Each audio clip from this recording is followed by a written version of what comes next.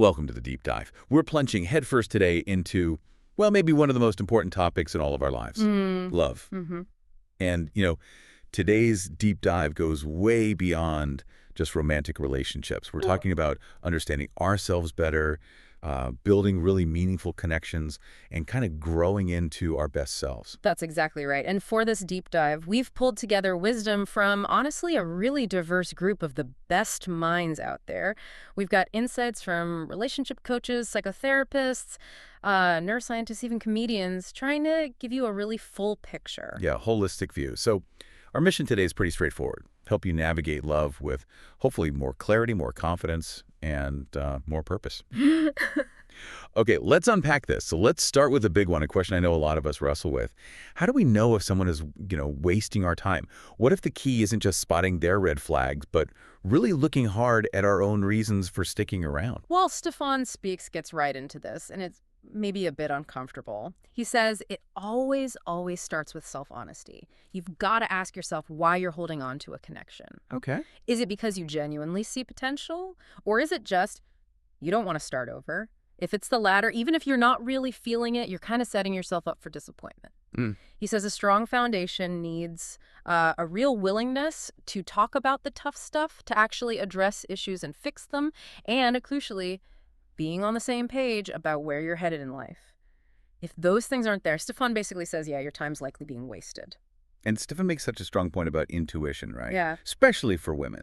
He says people often know, like really early on, if a connection isn't right, but then we rationalize, we make excuses. Exactly. So that first step isn't just listening to your gut. It's being, brutally honest about why you might be ignoring it. Why do we do that? Why ignore that feeling screaming no? It's fear, isn't it? Fear of losing what we think we have or maybe what we desperately want to have.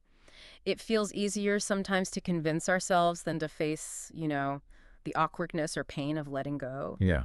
And this ties right into another really key distinction Stefan makes.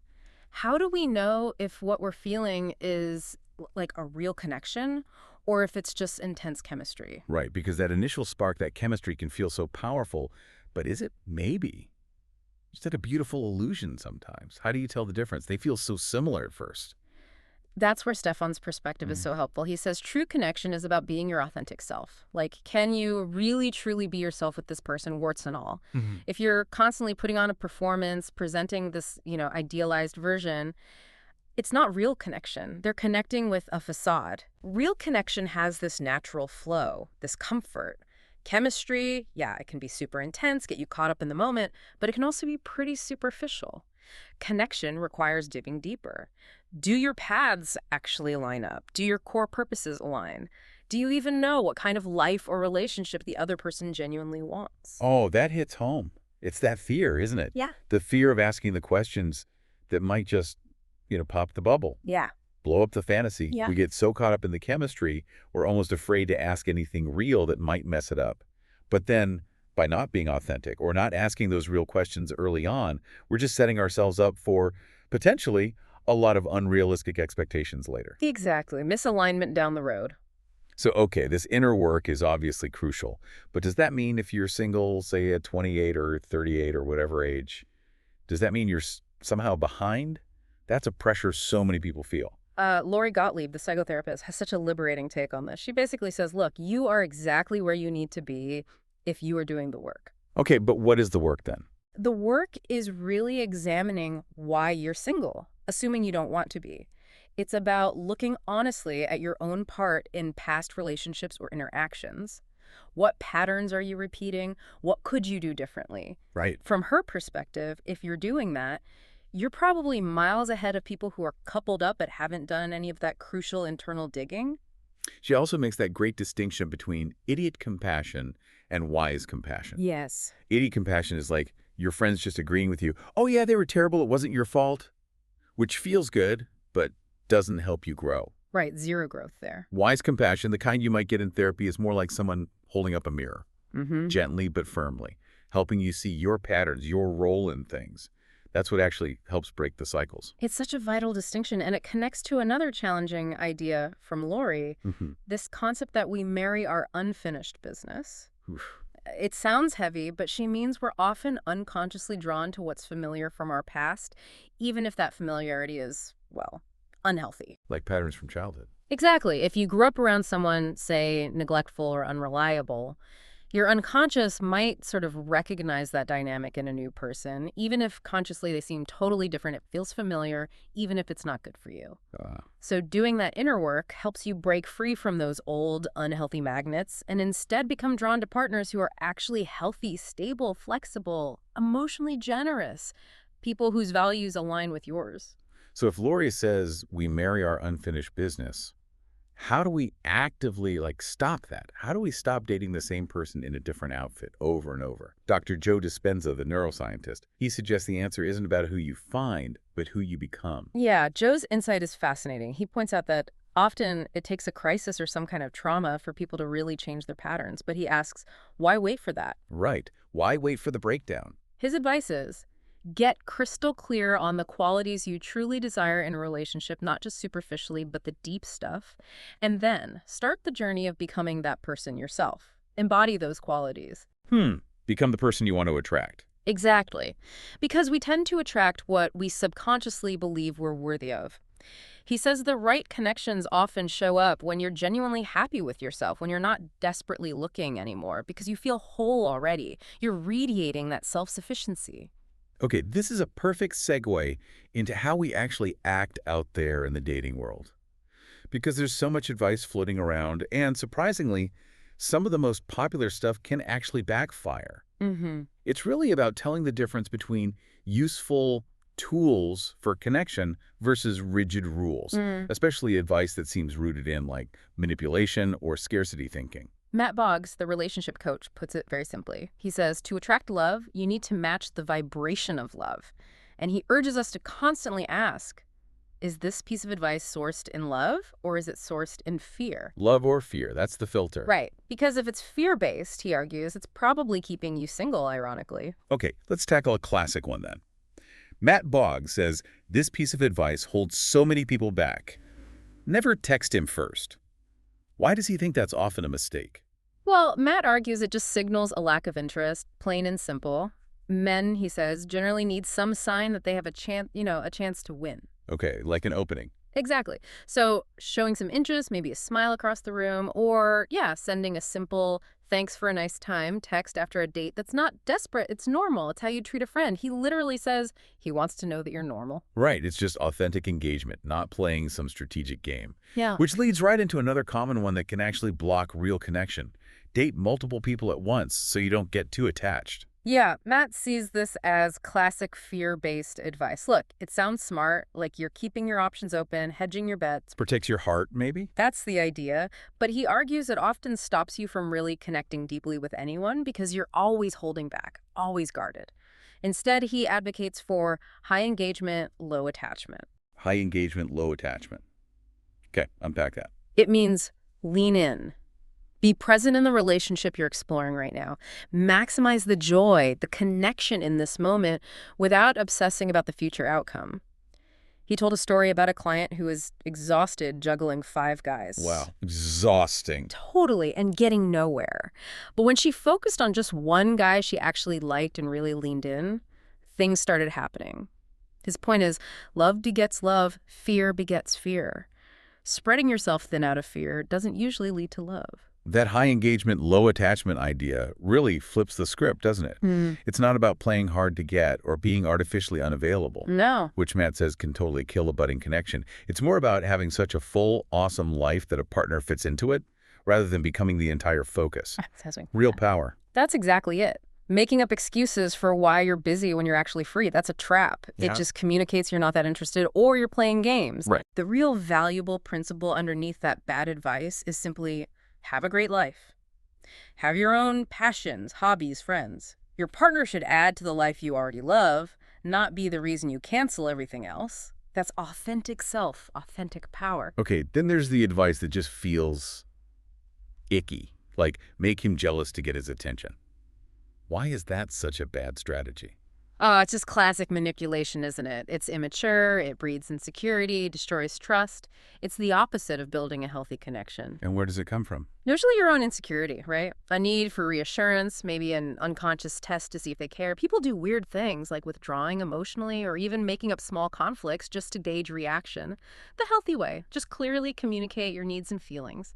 Honesty builds connection, drama doesn't. And what about the pressure to be the cool girl? Mm. The one who's always chill, never needy, never asks for anything serious because you might scare him off. What's Matt's take on that? Matt is really firm on this. High-quality people, men and women, have standards. They have needs. They know their worth. He says you absolutely cannot scare off the right person by being clear about what you want in a relationship or by holding personal boundaries. Like boundaries around intimacy or commitment. Exactly, like saying you don't kiss on the first date or you're waiting for marriage for sex. He shared a great example of a woman, Linda, in her 60s. She met someone, was clear about waiting for marriage. He didn't share that belief, but he respected her and her standard enough to wait. Wow. Matt's point is, the right person will respect your standards. In fact, having standards is attractive to secure, high-quality people. Don't dilute yourself to be cool. Okay, last myth.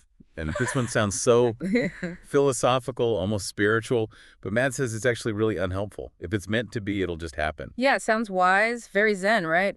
But Matt says it's basically a recipe for sitting on your couch and doing nothing. He talks about needing divine action to go along with any idea of divine timing. He uses that great analogy, God cannot steer a parked car. You have to be moving, taking action. So you have to participate in your own love life. Absolutely. You have to become the person who opens the door for love. That includes the deep self-work, like tackling self-judgment. And he reframes that whole just love yourself idea powerfully. You'll find it when you're not lacking. When you're not lacking, meaning? Meaning when you can generate that feeling of wholeness, self-love, and abundance from within yourself, independent of anyone else, that's the state that attracts healthy love. Okay, we've covered a lot about the inner work, taking authentic action, busting myths. But what about once you're actually in a connection? What about looking ahead? Is there ever a healthy way to sort of future trip with someone, or is that always a bad idea? Lori Gottlieb comes back in here with some really grounded advice. She strongly suggests focusing on being in the present. How do you two navigate disagreements right now? That's your best crystal ball for the future. Not some imagined perfect future, but the messy present. Exactly. And she introduces this really important concept of rupture and repair. It's basically the idea that disagreements, conflicts, ruptures are inevitable and actually essential in any deep relationship. Family, friends, and especially romantic partners. She even says, if you've been dating someone for like 6 months and haven't had a single rupture, you're probably not going deep enough. You're still in the best behavior phase. Right, you haven't hit real life yet. And a healthy repair, she explains, isn't about avoiding conflict. It's about how you come back together. Maybe taking a break to cool down, offering a genuine apology, being able to accept that apology without shaming the other person. And supporting each other through it. Yes, mutual appreciation and support. That's the stuff your future relationship is actually made of, not some fantasy of never disagreeing. Okay, but what if, even with all this great advice, we still get stuck in our heads, overthinking everything, constantly asking, is this the one? Could I do better? Is there someone else out there? Matthew Hussey has some strong words about this sort of modern dating anxiety of choice. Oh, Matthew Hussey's perspective here is so refreshing and maybe a little blunt. He says, point blank, you can't optimize for human beings. Ha! Love that. So many of those, is this the one? Questions, he argues, are really about ego. Do they look right? Are they my usual type? What will my friends think? Do they have enough money? He warns that constantly trying to trade up or optimize is a really dangerous path to finding love, because newsflash, everyone is imperfect. So the extraordinary relationship isn't something you just stumble upon ready-made. Exactly. He says the extraordinary is sculpted, not found. It's something you build together. That's powerful. He says if you find someone who has like all the right raw materials, good character, kindness, shared values, maybe, and you both have the same level of commitment to making it work, then you can build something amazing together. It's about the building process. Right. And he even suggests reclaiming the word settling. Instead of seeing it as giving up, think of it as settling on, like making an empowered, conscious, resolved choice. This is my person, and I'm choosing to build with them. That's a great reframe. He also has this interesting thought about pain.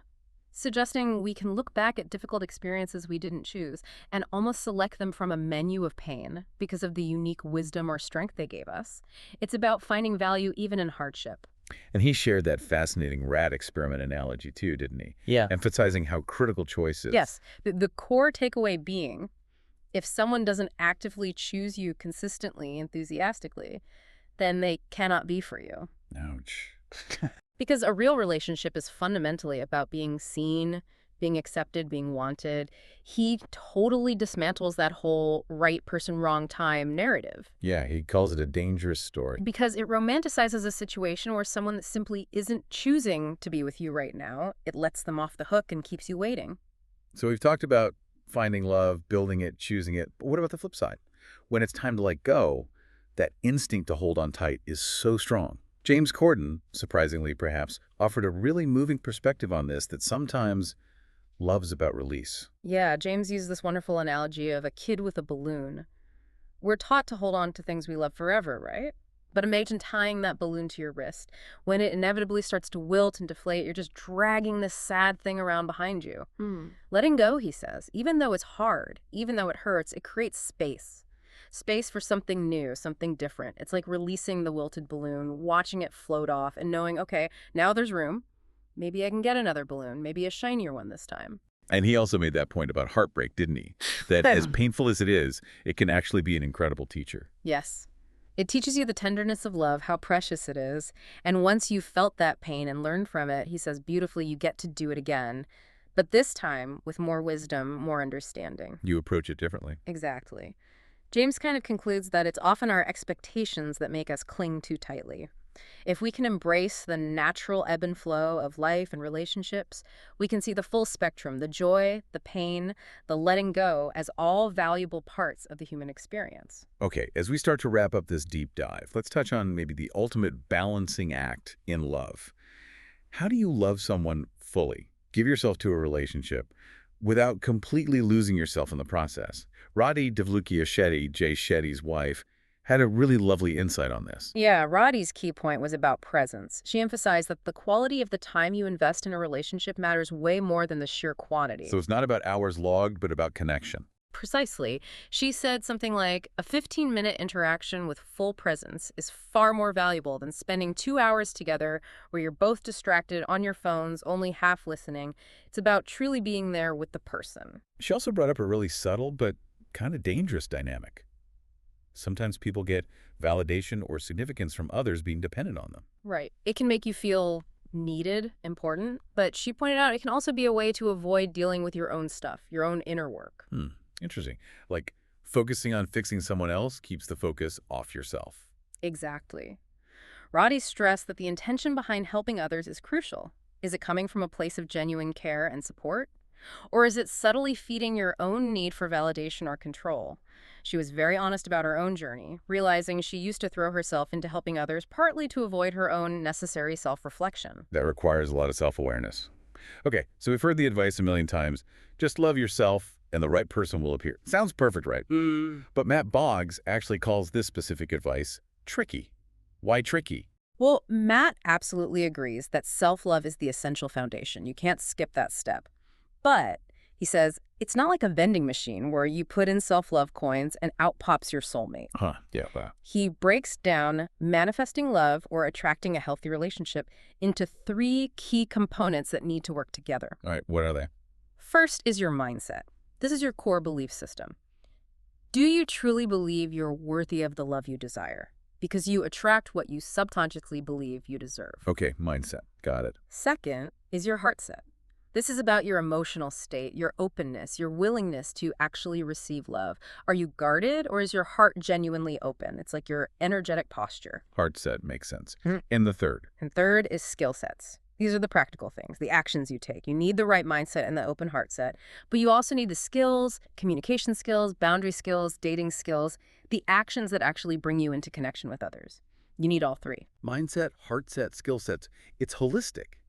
And it loops back to his earlier point, doesn't it? That constant question. Is this idea, this action, sourced in love or is it sourced in fear? Exactly. That's the filter. If an idea or impulse feels fear-based, fear of rejection, fear of being alone, fear of missing out, then ask yourself, okay, what would love do here? What would be the loving action towards myself and others? That's such a powerful way to navigate. He believes that consciously recalibrating back to love again and again actually makes you a vibrational match for it. It makes you a magnet, allowing more love to flow both into your life and from you out into the world. Wow, what an incredible journey through the landscape of love today. From that crucial starting point of self-honesty and breaking old patterns, to busting those common dating myths, understanding real connection versus chemistry, navigating rupture and repair. It really feels like self-awareness, personal growth, and conscious intention are truly at the heart of it all. Absolutely. It really does boil down to becoming the right person, doesn't it? Rather than just focusing all your energy on finding them. Yeah, it's an inside job first. We really hope this deep dive has given you some clarity, maybe a fresh perspective, or just some inspiration to approach love in all its forms with a bit more purpose in your own life. So let us ask you, the listener, what really stood out to you from this deep dive today? What resonated? Maybe a final thought to chew on. Given that idea that you'll find it when you're not lacking, what's one practical step, however small, you could take this week to cultivate that feeling of abundance or wholeness in your own life, totally independent of anyone else?